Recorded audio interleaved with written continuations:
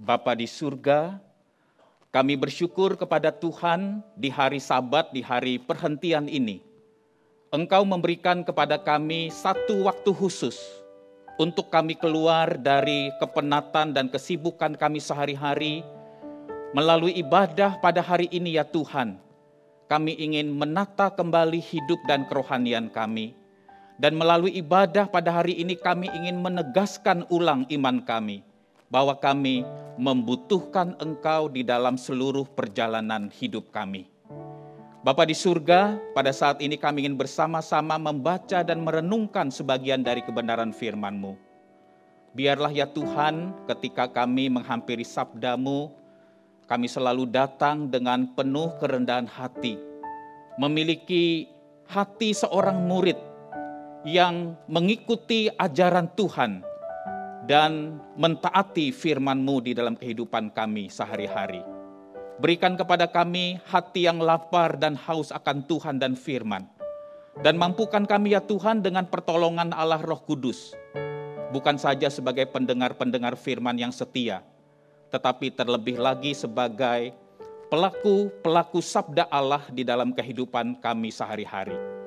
Terima kasih ya Tuhan, bersabdalah ya Tuhan kepada kami, sebab kami umat-Mu siap untuk mendengar.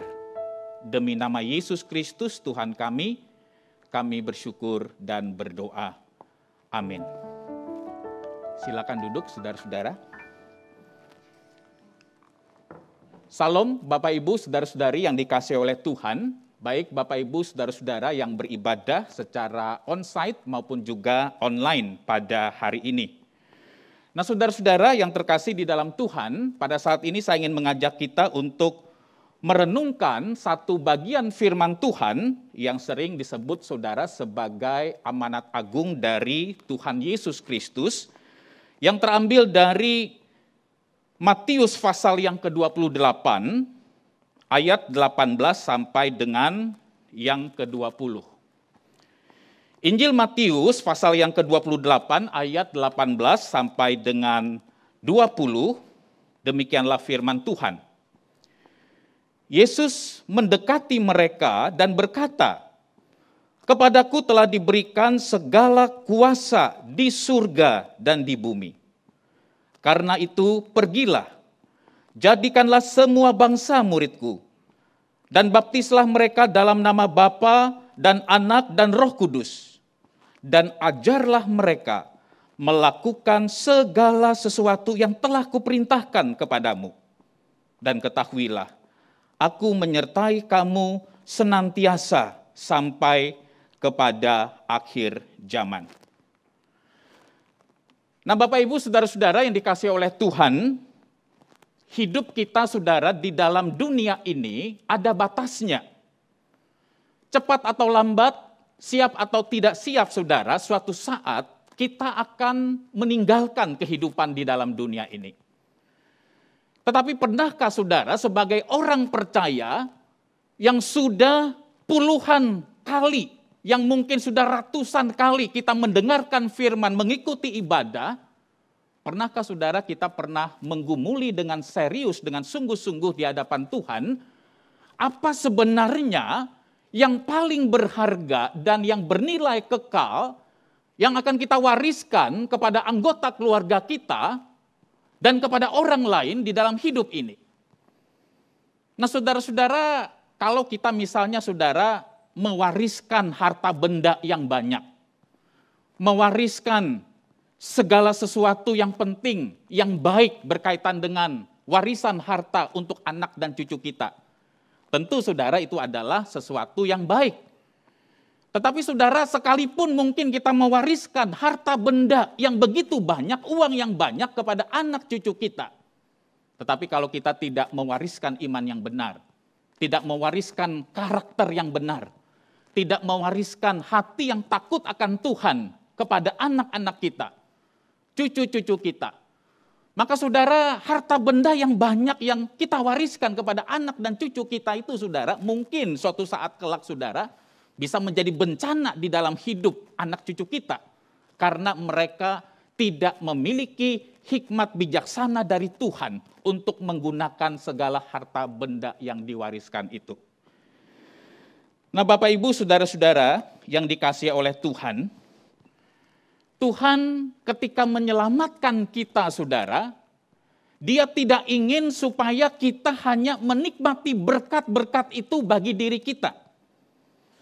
Menjadi orang Kristen itu, saudara, tidak sekedar kita memiliki jaminan keselamatan, mati masuk surga, sekalipun itu adalah janji Tuhan di dalam hidup kita. Menjadi orang Kristen, saudara, tidak cukup hanya kita itu memiliki sebuah jaminan bahwa Tuhan mengampuni dosa-dosa kita. Tetapi saudara, menjadi orang Kristen itu juga berarti adalah bagaimana di dalam hidup ini kita menularkan sesuatu yang baik. Sebagai orang yang sudah menerima kasih karunia Tuhan yang besar di dalam hidup ini, maka kita harus berpikir bagaimana kehidupan kita ini juga membawa kasih karunia dan dampak bagi hidup orang lain. Nah, Bapak Ibu, saudara-saudara yang dikasihi oleh Tuhan, sayangnya saudara, kita harus mengakui dengan jujur. Hampir sebagian besar orang Kristen yang mengaku dirinya percaya kepada Kristus, yang sudah mengalami kelahiran baru menurut pengakuan mereka.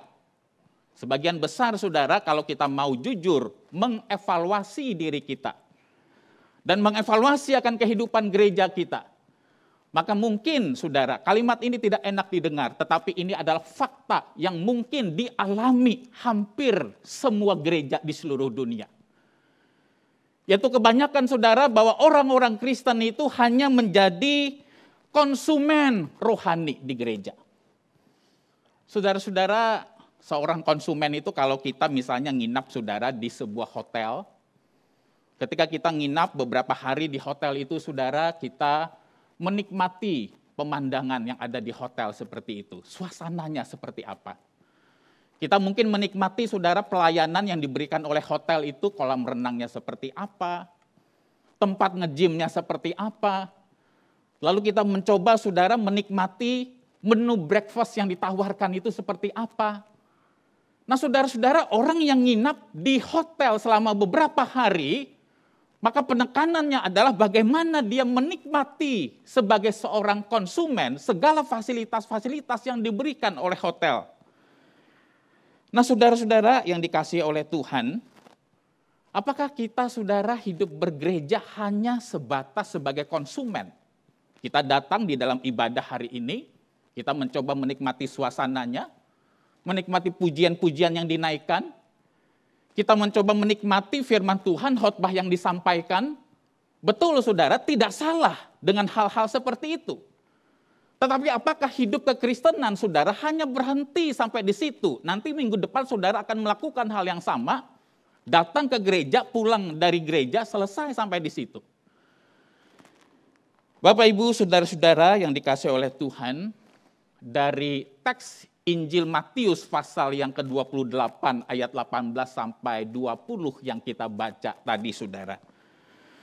Bagian firman Tuhan ini mengingatkan kepada kita bahwa kita saudara dipanggil bukan sekedar mengenal Kristus secara pribadi. Tetapi kita juga dipanggil supaya Kristus dikenal oleh banyak orang.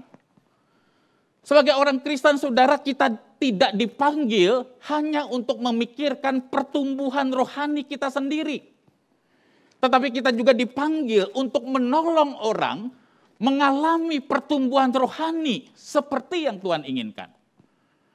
Sebagai orang Kristen, saudara, kita tidak dipanggil hanya mengalami Kristus yang mengubahkan hidup kita. Tetapi kita juga harus berpikir bagaimana kehadiran kita itu mengubahkan hidup orang lain, saudara, melalui karya Kristus yang bekerja di dalam hidup kita. Bapak, Ibu, saudara-saudara yang dikasihi oleh Tuhan, kita saudara tidak dipanggil hanya sekedar menjadi konsumen rohani di dalam gereja. Tetapi kita dipanggil saudara untuk menjadi produsen, untuk menjadi penghasil-penghasil murid di dalam kehidupan ini. Melalui kehidupan kita, melalui pelayanan kita, melalui karya kita, melalui profesi kita, Kristus makin dikenal. Kristus makin dipermuliakan. Dan juga saudara, kita bukan hanya berpikir untuk pertumbuhan rohani kita sendiri, tetapi bagaimana kita menolong orang lain, anggota keluarga kita, untuk mereka juga bisa menjadi orang Kristen yang bertumbuh lebih baik. Saudara-saudara yang terkasih di dalam Tuhan, kalau kita saudara membaca Injil Matius pasal 28 ayat 18 sampai 20, yang sering disebut sebagai amanat agung Kristus ini, saudara.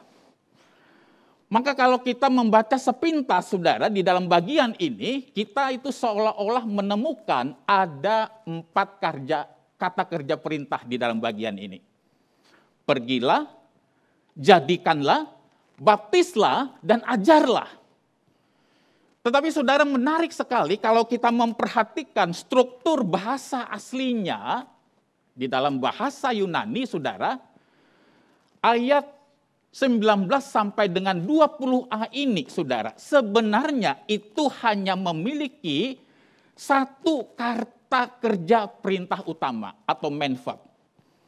Dan kata kerja utamanya di dalam bagian ini itu adalah jadikanlah murid atau muridkanlah, make disciples. Jadi saudara-saudara, kalau kita berbicara, apa yang dibicarakan di dalam amanat agung? Banyak orang berkata, saudara, oh inti daripada amanat agung adalah penginjilan. Keliru, saudara. Inti daripada amanat agung itu adalah pemuritan. Engkau dan saya dipanggil untuk menjadikan sekalian bangsa murid Kristus. Tentu, saudara, untuk menjadikan murid kita harus menginjili. Tetapi, saudara, pemuritan itu lebih dari sekedar menginjili. Pemuritan itu lebih daripada sekedar orang itu percaya kepada Kristus, bertobat dan mengaku di hadapan gereja dan jemaat dia percaya Yesus. Saudara-saudara yang terkasih di dalam Tuhan, jadi kalau kita memperhatikan, saudara, bagian ini, kata kerja utama atau kata kerja yang merupakan perintah sentral di dalam bagian ini. Muridkanlah, jadikanlah sekalian bangsa muridku.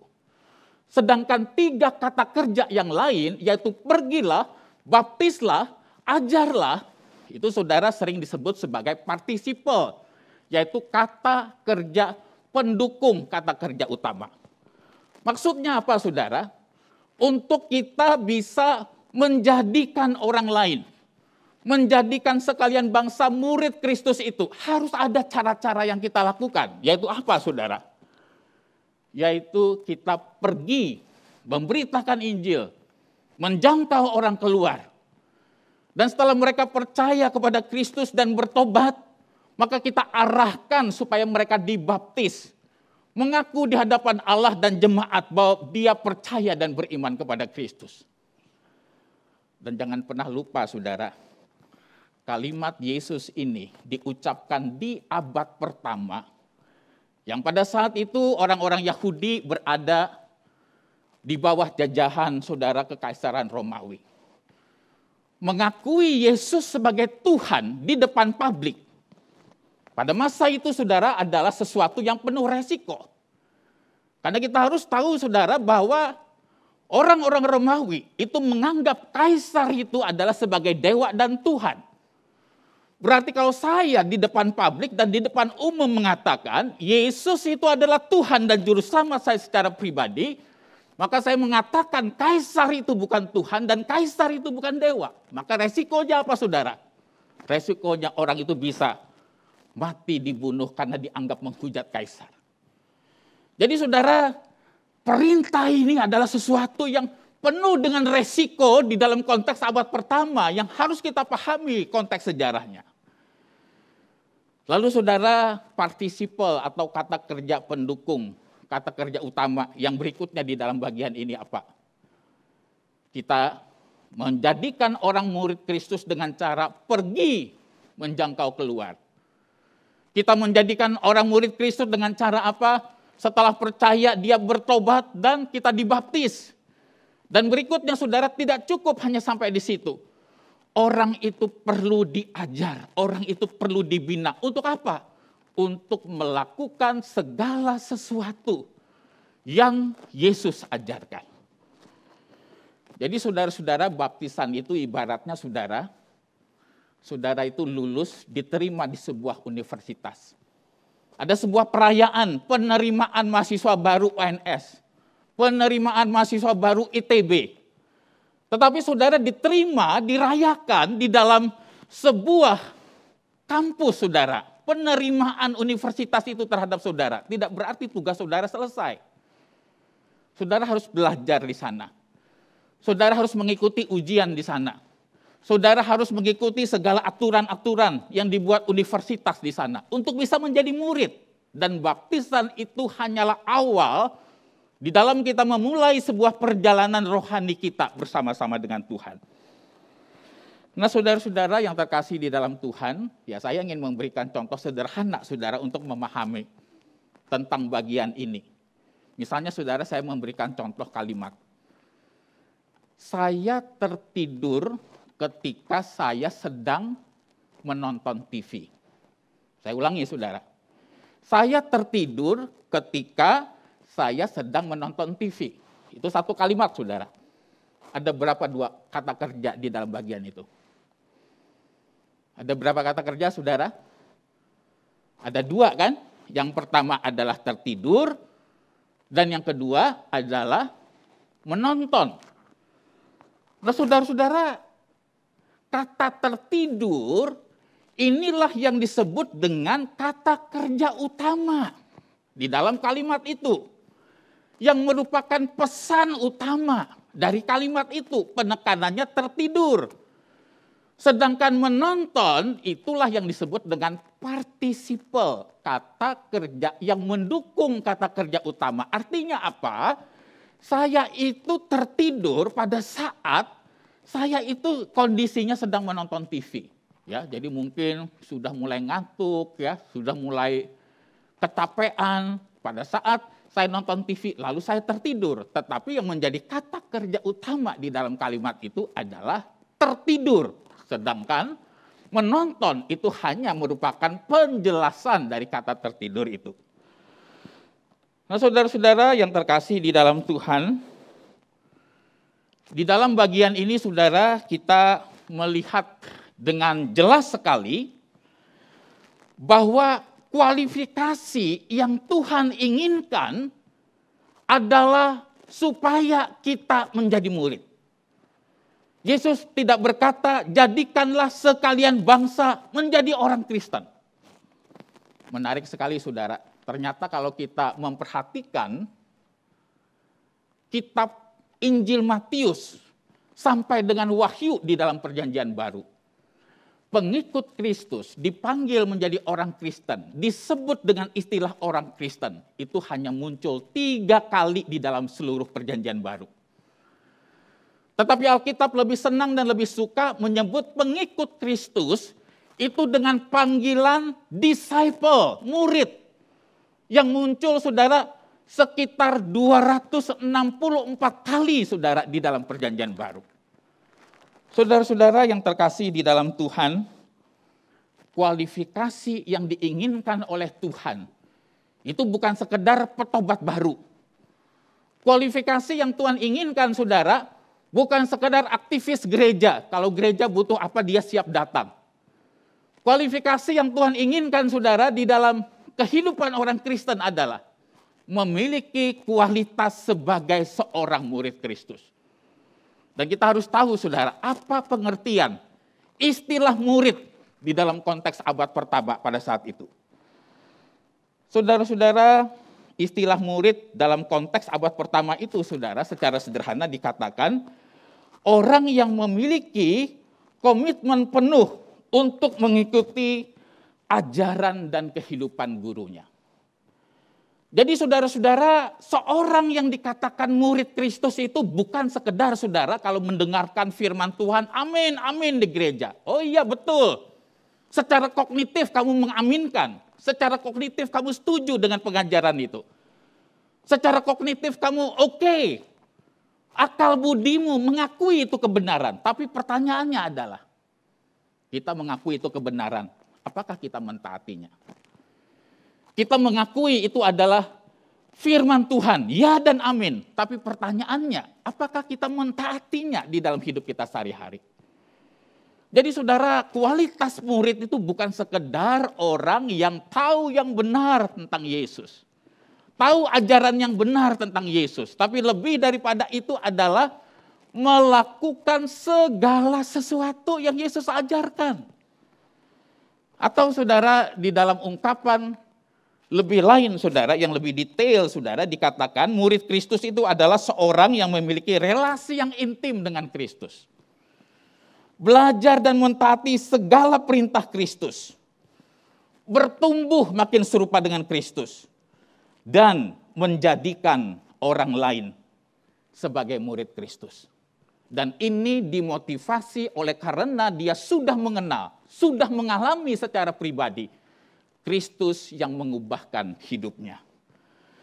Saudara-saudara yang terkasih di dalam Tuhan, dengan kata lain saudara, saya ingin mengatakan seperti ini. Panggilan untuk menjadi murid itu bukan sekedar panggilan untuk menjadikan orang Kristen itu pelayan gereja. Dalam tanda petik, kerja buat gereja. Gereja butuh apa? Dia siap untuk melayani. Gereja butuh apa? Dia siap untuk melayani. Tidak salah saudara. Tetapi panggilan menjadi murid itu lebih daripada sekedar mencetak pelayan-pelayan bagi kebutuhan gereja. Panggilan menjadi seorang murid itu berarti saudara, engkau dan saya dipanggil untuk pergi keluar saudara, menjangkau dunia ini. Melalui profesi kita, melalui pekerjaan kita, melalui keluarga kita, kita ini memancarkan terang Kristus sehingga orang tertarik. Bagaimana Kristus yang mengubahkan hidup kita. Kita juga saudara dipanggil untuk tidak menjadi orang Kristen yang hanya egois, mementingkan, oh yang penting keluarga saya keluarga yang baik, peduli amat dengan keluarga orang mau cerai apa enggak, bukan urusan saya kok. Oh peduli banget dengan keluarga orang, mau mereka baca Alkitab, mau mereka jadi apa kayak terserah, yang penting saya keluarganya baik, keluarga yang diberkati Tuhan. Itu bukan cara pandang seorang murid. Saudara-saudara, seorang murid adalah dia berpikir bagaimana dia juga memuridkan orang lain. Bagaimana Kristus juga dikenal oleh orang lain. Bagaimana seorang murid juga berpikir untuk membantu, menolong orang lain. Bisa menjadi pribadi yang lebih bertumbuh, yang makin serupa dengan Kristus. Bukan hanya memikirkan kepentingan dirinya dan keluarganya. Saudara-saudara yang terkasih di dalam Tuhan, tidak ada murid yang sejati tanpa komitmen. Ketika kita saudara percaya kepada Kristus, memang tidak ada syaratnya. Tetapi saudara, untuk menjadi murid Kristus itu perlu ada syaratnya. Dan salah satu syarat yang Tuhan inginkan adalah komitmen untuk mengikuti Kristus seumur hidup kita. Tidak ada murid tanpa komitmen. Saudara misalnya mengatakan biasanya kalau sebelum pandemi ya saudara ya, sekolah misalnya dari jam 7 pagi sampai dengan jam 2 siang. Saudara seorang murid di sebuah sekolah. Lalu saudara bilang, saya malas pak, sekolah lama banget sih, maksud dari jam 7 pagi sampai jam 2 siang. Udahlah saya sekolahnya sampai jam 2 aja, sampai jam 12 siang aja. Bisa enggak seperti itu saudara?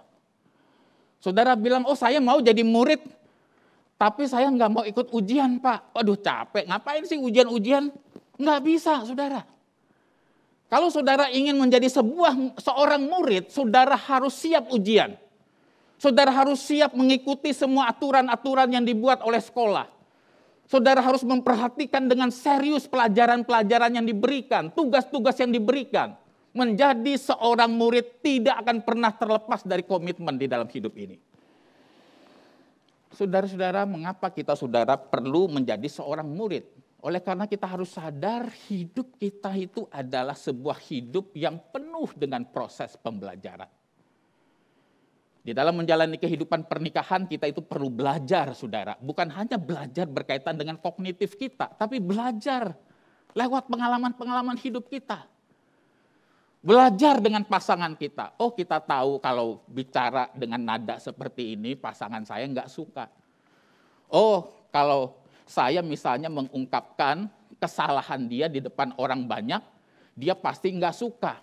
Kita tahu saudara, mana yang disukai dan mana yang tidak disukai oleh pasangan kita. Berdasarkan apa? Berdasarkan proses pembelajaran, interaksi kita dengan orang itu. Dan kita harus sadar saudara, bahwa ketika Tuhan menyelamatkan kita dan menebus kita saudara, Tuhan itu bukan sekedar memberikan jaminan kepastian keselamatan di dalam hidupku dan hidupmu. Tetapi lebih daripada itu adalah engkau dan saya dipanggil oleh Tuhan untuk melakukan pekerjaan-pekerjaan baik yang dipersiapkan Allah sebelumnya. Sayangnya saudara, kita ini orang Kristen kalau baca Alkitab sukanya sepotong-sepotong. Ya, kita suka baca Efesus pasal yang kedua ayat 8 sampai yang ke-9. Karena seolah-olah ayat itu tidak menuntut komitmen kita. Tidak menuntut penyangkalan diri kita. Oh, kita diselamatkan semata-mata karena anugerah Tuhan, kebaikan Tuhan. Bukan oleh karena kehebatan diri kita, bukan karena oleh perbuatan baik kita, bukan karena kesalehan kita. Jangan ada orang yang memegahkan diri. Senang sekali saudara kita baca ayat itu. Karena ayat Efesus 2 ayat 8 sampai 9 itu ayat yang seolah-olah tidak menuntut komitmen kita sama sekali sebagai orang Kristen. Tapi kita lupa bahwa ayat itu ditutup dengan ayat yang ke-10. Karena kita ini adalah buatan Allah, mahakarya Allah. Diciptakan ulang di dalam Kristus Yesus. Untuk apa? Untuk melakukan good works, pekerjaan-pekerjaan baik yang Allah persiapkan sebelumnya. Dan saya percaya saudara, salah satu pekerjaan yang baik yang Allah persiapkan di dalam hidupmu dan hidupku ketika kita percaya kepada Kristus adalah kita dipanggil, diperintahkan untuk memuridkan orang lain. Saudara-saudara yang terkasih di dalam Tuhan, salah satu daripada ciri murid Kristus adalah orang itu akan makin hari makin bertumbuh di dalam kasih. Di dalam Injil Yohanes pasal yang ke-13 ayat yang ke-35 dikatakan demikian saudara, dengan demikian semua orang akan tahu bahwa kamu adalah murid-muridku, yaitu jikalau kamu saling mengasihi. Saudara-saudara, saya ingin tanya, di Solo ini gereja apa saudara yang terkenal dengan gedungnya yang megah? Mungkin saudara bisa jawab dalam hati aja saudara. Di Solo ini saudara mungkin bisa menyebutkan kalau saya tanya, gereja apa yang terkenal kalau ibadah puji-pujiannya begitu hidup, begitu bergairah, begitu bersemangat. Wah, kita rasanya luar biasa ketika mengikuti praise and worship di sana. Mungkin saudara bisa sebutkan. Tetapi pertanyaan saya saudara, gereja apa di Solo yang terkenal dengan kasih yang besar kepada Tuhan dan sesama? Gereja apa saudara yang ada di Solo ketika kita mendengar gereja itu langsung yang teringat di dalam pikiran kita? Wah, itu gereja yang luar biasa belajar untuk mempraktekkan kasih. Kasih itu bukan sekedar dikhotbahkan. Kasih itu bukan sekedar wacana. Kasih itu bukan sekedar sesuatu yang didiskusikan. Tapi dihidupi oleh jemaatnya. Sulit saudara kita mendengar gereja yang terkenal oleh karena kasihnya. Yang kita tahu itu gereja tuh berantem. Itu gereja tuh puluhan tahun yang lalu Pak, pecahan-pecahan ini. Saya tidak mengatakan gereja pecah itu pasti saudara, mungkin juga ada rencana Tuhan. Tetapi itu saudara fakta yang kita ketahui yang lebih orang dengar, perpecahan gereja, saling sikut sana sikut sini. Tiap orang punya agendanya masing-masing. Berbicara tentang kasih, berbicara tentang Kristus. Buktinya mana? Karena buah hidupmu menunjukkan siapa dirimu. Sekalipun begitu manis perkataan-perkataan dan doa yang kau panjatkan di hadapan Tuhan. Saudara-saudara, kasih yang sejati selalu ingin mendatangkan kebaikan bagi orang lain. Meskipun harus mengorbankan diri sendiri. Sebab kasih selalu ingin memberi. Kita bisa memberi tanpa kasih. tetapi tidak ada kasih yang tidak memberi. Dan inilah yang dituntut saudara sebagai salah satu kualifikasi sebagai murid Kristus. Memberi di sini saudara jangan dibatasi secara sempit hanya berkaitan dengan uang, dengan finansial, sekalipun itu penting. Ya, kalau saudara pacaran gitu kan ya, lalu yang cowok mengatakan, aduh saya sayang kamu, saya cinta kamu, saya mengasihi kamu. Tapi tiap kali pacaran bayar masing-masing terus saudara. Nah saudara kita berpikir kan, ini betul nggak sayang dengan kita? Ini betul nggak mencintai kita saudara? Nah saudara-saudara yang terkasih di dalam Tuhan, ini adalah sesuatu yang penting. Apakah kita sebagai murid Kristus saudara memiliki kualifikasi untuk memberi diri bagi orang lain? Memberi waktu kita kepada orang-orang yang membutuhkan kita. Memberikan uang kita kepada orang-orang yang mungkin membutuhkan penghiburan, kekuatan dari kita. Memberikan segala sesuatu yang berharga, yang baik bagi orang lain. Bukan sekedar saudara, kita hidup egois untuk kebaikan kita diri sendiri, keluarga kita. Tetapi kita dipanggil juga untuk peduli dengan orang lain. Saudara-saudara, warisan yang paling berharga, warisan yang paling bernilai kekal adalah ketika kita setia menjalankan kehendak Tuhan ini, yaitu memuridkan orang lain. Saudara-saudara, Tuhan menginginkan dunia ini bukan sekedar saudara bangku-bangku gereja kita dipenuhi oleh anggota-anggota gereja dan member. Tapi kualifikasinya jelas adalah Tuhan ingin supaya di dunia ini dipenuhi oleh orang-orang yang menjadi murid Kristus. Yang mencintai Tuhan. Yang melakukan pekerjaan-pekerjaan baik yang telah Allah persiapkan sebelumnya. Saudara-saudara yang terkasih di dalam Tuhan. Sekali sebulan saudara di dalam kebaktian umum kita. Kita itu secara komunal bersama-sama membacakan amanat agung Tuhan Yesus dari Injil Matius pasal 28, 18 sampai 20 ini. Sebenarnya salah satu tujuannya adalah mengingatkan kepada kita semua bahwa amanat agung Kristus ini adalah merupakan perintah Tuhan bagi kita semua.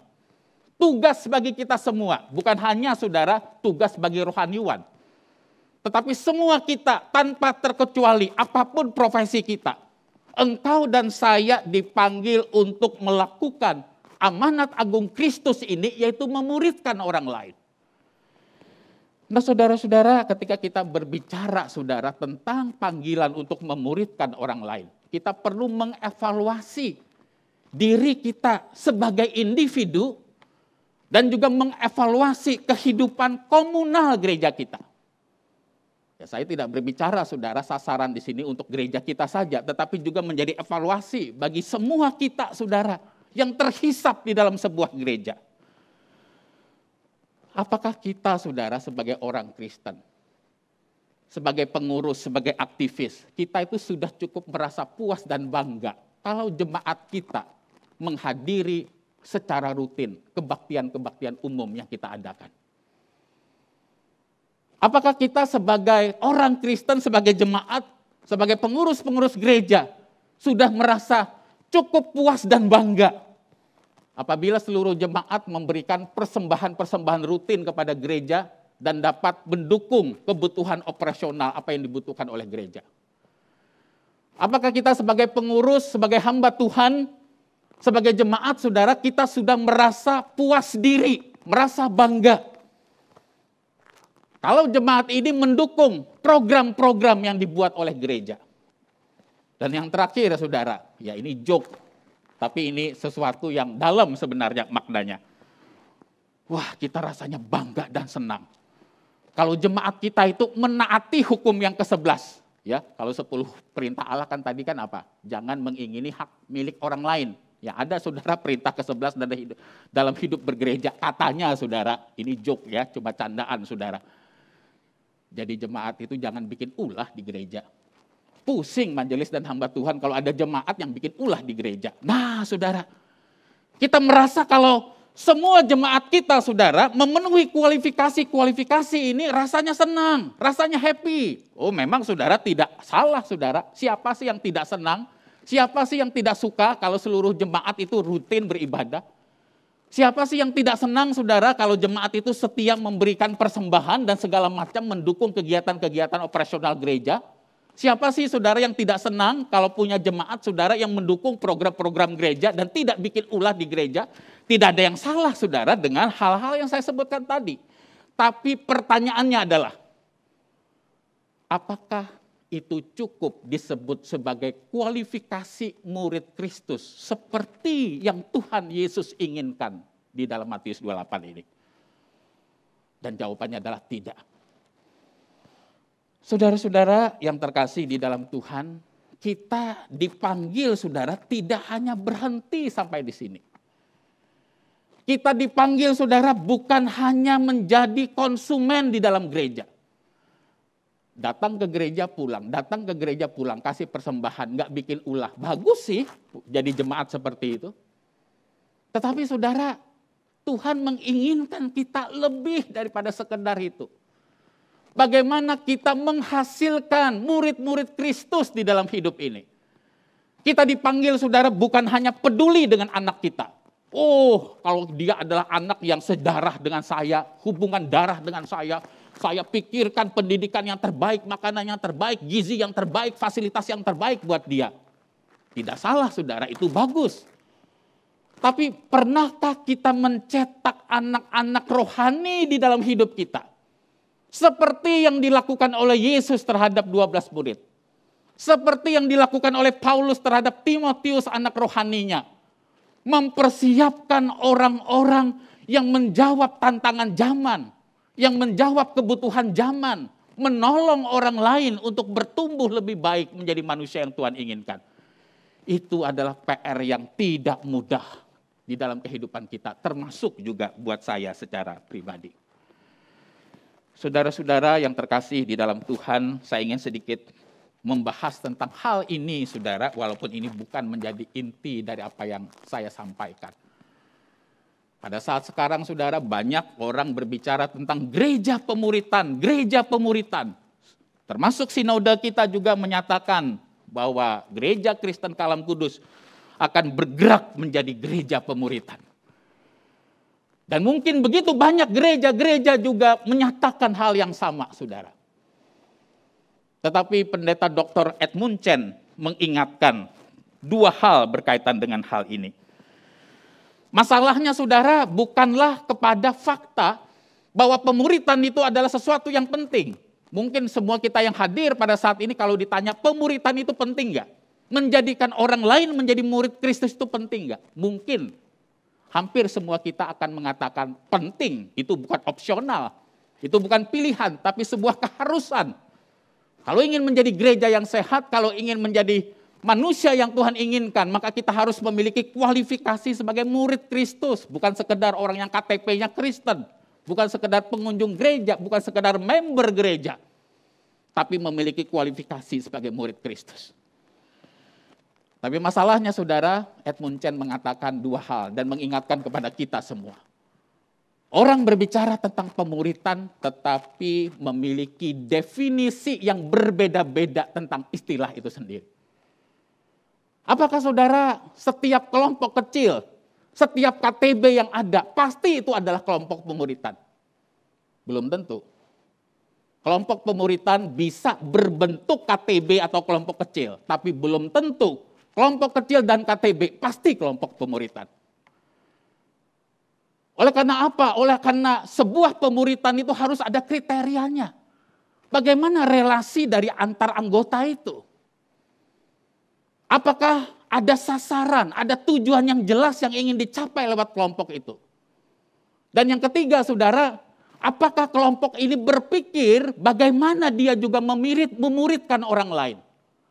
Dia tidak eksklusif hanya bagi kelompoknya sendiri. Dia tidak eksklusif hanya memikirkan kebaikan keluarganya sendiri. Tapi juga berpikir, ada banyak keluarga-keluarga Kristen yang juga membutuhkan uluran tangan sebagai orang yang sudah dibina dan dibentuk dalam gereja. Atau dalam bahasa yang lebih akademik, saudara, Edmund Chen mengatakan sebuah kelompok pemuritan itu bisa disebut sebagai pemuritan apabila di dalamnya bersifat relasional, intensional, dan eksponensial. Tanpa ketiga hal itu tidak bisa disebut sebagai kelompok pemuritan. Selanjutnya, saudara, hal yang kedua. Edmund Chen mengingatkan banyak yang tidak memahami bagaimana melakukan pemuritan secara intensional dan strategis. Intensional ini adalah sesuatu yang memang disengaja, dikondisikan, saudara. Kadang-kadang kita berbicara tentang pemuritan, tapi apakah kita memikirkan step-step, langkah-langkah, tahapan-tahapan yang kita lakukan untuk menuju ke arah sana? Langkah-langkah konkretnya apa? Strateginya apa? Bagaimana kita mengukurnya? Apakah ini sesuatu yang menjadi sesuatu yang kita gumulkan di dalam kehidupan kita, saudara? Baik secara individu maupun juga di dalam kehidupan bergereja. Saudara-saudara yang terkasih di dalam Tuhan, ini adalah PR jangka panjang, saudara, buat kita semua, termasuk juga buat saya. Saya bertanya di dalam diri saya, apakah betul-betul saya sudah memuridkan orang lain? Kita hanya mungkin bisa memuridkan orang lain, menularkan Kristus yang mengubah hidup kita kepada orang lain, jika kita terus-menerus menjadi murid Kristus. Ketika kita memuridkan orang lain tidak berarti, saudara, kita berhenti bertumbuh menjadi murid Kristus. Hanya ketika kita menjadi murid Kristus, terus-menerus menjadi murid Kristus, yang makin hari bertumbuh makin serupa Kristus, kita dimampukan untuk juga bisa memuridkan orang lain. Dan menarik sekali, saudara, amanat agung Tuhan Yesus ini bukan hanya berisi perintah untuk kita memuridkan orang lain. Tetapi amanat agung Yesus Kristus ini ditutup dengan sebuah janji di dalam ayat 20b. Aku akan senantiasa menyertai kamu sampai kepada akhir zaman. Yesus mengatakan dia tidak sekali-kali menyertai kita. Yesus tidak mengatakan kadang-kadang saya akan menyertai kamu. Tetapi dia mengatakan aku senantiasa, aku selalu menyertai kamu. Memampukan engkau untuk melakukan amanat agung Kristus ini. Bapak, Ibu, saudara-saudara yang terkasih di dalam Tuhan, tidak pernah Tuhan memberikan perintah kepada kita. Tidak pernah Tuhan memberikan mandat dan tugas kepada engkau dan saya tanpa disertai dengan penyertaan, kekuatan untuk melakukan itu. Saudara-saudara, sebagai seorang suami, kita diingatkan, kita adalah kepala keluarga. Apakah kita sudah memuridkan istri dan anak-anak kita? Apakah kita sebagai suami, sebagai kepala keluarga, saudara, sudah mewariskan teladan iman kepada istri dan anak-anak kita? Apakah kita sebagai orang tua sudah mewariskan iman, memuridkan anak-anak kita untuk makin hari makin bertumbuh serupa dengan Kristus? Ketika anak kita, saudara, pulang dari sekolah lalu dia bercerita kepada kita sebagai orang tua, Papa, Mama, tadi saya diajak teman-teman loh nonton video porno di sekolah. Apa respon kita? Apa jawaban kita? Bagaimana value kita, nilai-nilai firman Tuhan itu menolong anak kita di tengah-tengah situasi, tantangan zaman yang tidak mudah. Ketika anak kita, saudara, pulang sekolah lalu dia bercerita, Pa, Ma, aku tadi dibully, diejek, dihina, direndahkan sama teman-teman karena HP-ku jadul, nggak sebagus HP dia, Ma. Sekarang banyak HP-HP yang baru, HP-nya ini HP lama. Aku malu, Ma. Apa jawaban kita, saudara, sebagai orang Kristen terhadap kondisi anak kita di tengah-tengah budaya materialisme, di mana dunia sangat menekankan siapa diri saya, lihat merek handphone saya, lihat merek sepatu saya, lihat merek laptop saya. Saya tidak mengatakan, saudara, kita tidak boleh beli barang yang mahal. Karena kita juga kadang-kadang beli sesuatu kan bukan sekedar pertimbangan harga, mungkin ada faktor-faktor lain. Ada harga, ada kualitas. Tetapi poinnya adalah bagaimana kita mendidik anak-anak kita, menanamkan, mewariskan kepada anak-anak kita. Bahwa keberhargaan diri kita itu bukan kepada atribut-atribut fisik yang melekat pada diri kita. Dan materi itu hanyalah sarana penunjang kehidupan ini. Dan bukan jati diri, letak kebermaknaan dan keberhargaan diri saya. Kiranya Tuhan menolong kita, saudara, untuk menjadi orang-orang yang memuridkan Kristus dengan baik. Dimulai dari keluarga kita. Dan setelah itu, saudara, kita memikirkan bagaimana kita juga memuridkan bukan hanya keluarga kita, istri kita, anak-anak kita, anggota keluarga kita, tetapi juga orang lain di sekeliling kita yang membutuhkan Injil Kristus. Yang tidak percaya lagi bahwa di dalam Kristus itu ada pengharapan. Mereka membutuhkan jalan keluar di tengah-tengah keterpurukan rohani mereka. Kiranya Roh Kudus menolong kita. Mari kita berdoa. Bapa di surga, kami menyadari ya Tuhan, mungkin sebagian besar diri kami termasuk juga hamba-Mu sendiri, mengabaikan sesuatu yang esensial yang Tuhan inginkan, yaitu hidup untuk memuridkan orang lain, membawa orang lain mengenal Kristus, bertumbuh makin serupa Kristus. Ampuni kami, seringkali kami hanya egois memikirkan diri kami sendiri, memikirkan keluarga kami sendiri. Yang penting kami orang Kristen yang baik, yang penting keluarga kami, keluarga yang cinta Tuhan. Tapi kami tidak pernah berpikir, ada begitu banyak orang-orang di sekeliling kami, di sekitar kami. Orang-orang yang mungkin kami kenal, yang mungkin sering kali setiap hari berinteraksi dengan kami. Mereka belum mendengar Injil Kristus. Mereka belum bisa bertumbuh menjadi pribadi yang lebih baik seperti yang Tuhan inginkan. Tuhan, jadikan kami alat yang boleh menjangkau mereka. Alat di dalam kasih karunia-Mu untuk membawa perubahan hidup bagi hidup orang lain. Dan kami yakin ya Tuhan, dengan kekuatan kami sendiri, dengan kemampuan kami sendiri, dengan kehebatan dan pengalaman kami tidak akan mungkin bisa menunaikan amanat agung Kristus ini. Kami membutuhkan kuasa-Mu Tuhan. Kami membutuhkan penyertaan-Mu ya Tuhan. Karena kami akan percaya ini adalah proyek besar Allah bagi dunia ini. Ini adalah agenda besar Allah bagi dunia ini. Supaya dunia ini dipenuhi oleh orang-orang yang memiliki kualifikasi sebagai murid Kristus. Bukan sekedar orang Kristen yang KTP-nya Kristen. Bukan sekedar anggota gereja. Bukan sekedar aktivis gereja. Tapi lebih daripada itu memiliki kualifikasi sebagai murid Kristus. Pimpin dan tolong untuk setiap kami. Mampukan kami Tuhan dengan anugerah dan belas kasihan-Mu. Di dalam nama Tuhan Yesus Kristus kami bersyukur dan berdoa. Amin.